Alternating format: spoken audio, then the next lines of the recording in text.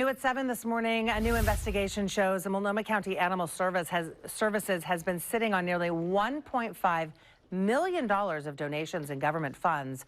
According to a new report from the county's auditor's office, between July of 2018 and May of this year, the shelter has received nearly $2 million in donations and $125,000 worth of government funds.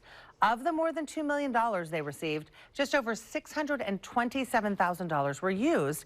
That's just 30% of the donations and funding, so that leaves nearly $1.5 million still unused.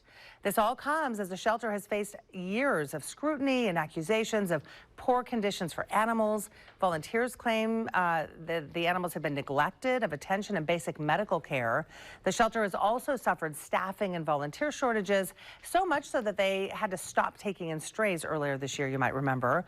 Well, just last week, the Multnomah County Board of Commissioners approved a budget to hire an additional 10 employees for animal services. We have reached out to the shelter for comment. We haven't heard back.